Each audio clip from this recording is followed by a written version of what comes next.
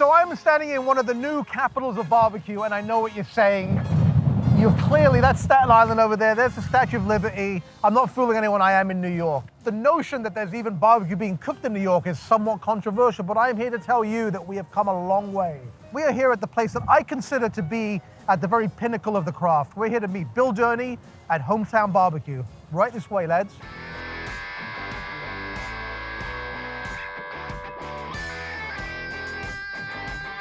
Tell me about your journey to barbecue. My journey started through my past career, traveling a lot around the world. So just to let you know, this man was a bodyguard to some of the most famous people you've ever heard of. I was blessed. I was really blessed. So I did get to see a lot of the world, and I got to see certainly a lot of the United States. I went on a trip by myself to Taylor, Texas to see Louis Miller's, and it changed my life.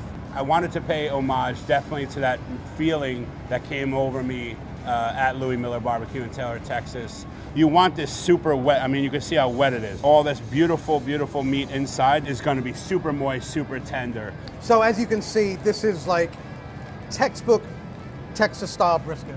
Thank you. You've got all of the hallmarks, you've got the moistness, the juicy, you've got that smoke ring, the profound bark.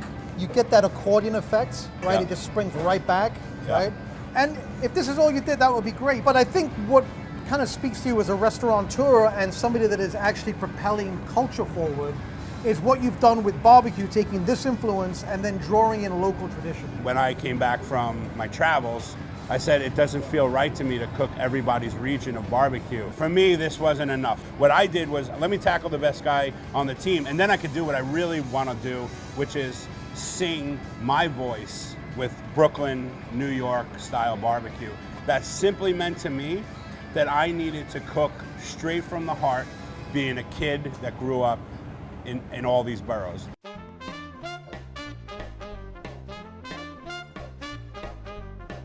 So this is our whole pastrami pork bellies. This was my tribute to the classic restaurants in New York City, which is Katz's Deli and Peter Luger. So I'm gonna cut just right through the center with this guy here. And then you can see it's fully done. And if I put my hands on it, it'll start, see it melting away. Essentially, once we get this onto the fire and onto your plate, it's gonna melt in your mouth. I say it to guests sometimes, but this is definitely one that's my soul on a plate. You know, we do Jamaican jerk baby back ribs here as well. Growing up in Flatbush, we grew up, you know, a 5-minute bus ride, and we were in the heart of the West Indies or the Caribbean, down Flatbush Avenue. In the summertime, the aromas that would come through of that sweet, crazy jerk smell. You're not that far from Flatbush Avenue. Like, well that's true. Chicken, but I was ballsy, confident. right? I had been working on it. We make a Vietnamese style spicy wing, a recipe that was inspired by a Vietnamese grocer where I grew up in Brooklyn. 90% of my diet was Italian cuisine. I wanted to create something that was an homage to that. Boom, the San Gennaro Feast sausage and pepper sandwich. So we do that dish here, but we do it stuffed all encased in the sauce. So basically everything is in the sausage. Yes, you know, when you eat it, the first thing you think about is that sausage and pepper sandwich that you eat at San Gennaro Feast. I think the most one for me is coming in and seeing a menu that, it's like New York, it is the United Nations of food. Yeah. All right, so where to begin? We got the Vietnamese chicken wings, we got the Jamaican jerk ribs, we got the New York City non-kosher pastrami bacon, we have a San Gennaro Feast Italian sausage, we have Texas style brisket. Oh, it's buttery, it's falling apart. The way that like good barbecue just sort of coats your entire palate, like it's instant. Like as soon as that fat emulsifies, I mean, he could have actually have just stopped right with that and just served world-class brisket, and that would have been great. And I'm gonna move on and explore the world of Bill Durney's youth. Start with the San Gennaro sausage, which what he's done is he's put the sausage and peppers and the cheese inside the sausage, which again is referential Texas, the jalapeno cheddar sausage. So this is kind of a play on that, but bringing in local Italian cuisine to it. So here goes. So that really is kind of like the end of a drunken night at the San Gennaro Feast, and you grab that greasy sausage sandwich. If you can see, there's little flecks of pepper, and you have the cheese, the Romano, the pecorino. That's a winning bite right there. So what we have here is the pastrami bacon. I mean, look at this thing.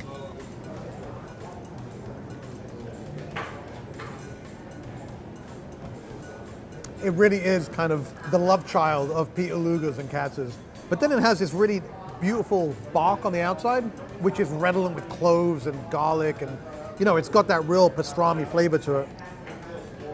Winning dish. Another one. So this is the Jamaican jerk rib, and actually more than anything around here, this is the one that I can really smell the aroma of.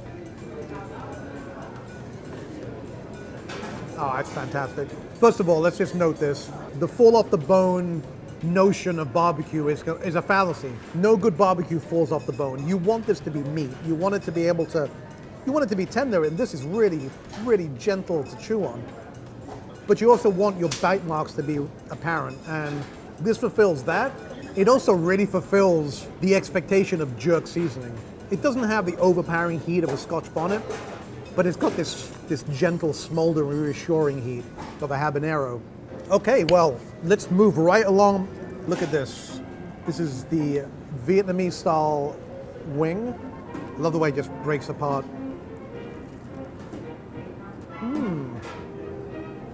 So again, it takes a familiar form, the chicken wing, and it throws in a local influence. Everything we've tried so far, yes, it's barbecue, and clearly it's got smoke and it's been hit with those things, but it's also very evocative of another cuisine.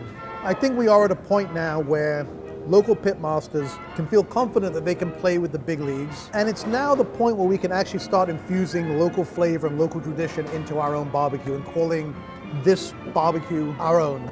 And that, my friends, is why I say we have real, genuine New York barbecue for the first time ever. To find out more about barbecue, check out this episode of How We Eat with Pat Martin. I'm a big fan of no secrets. I think people that have secrets in cooking I really think they're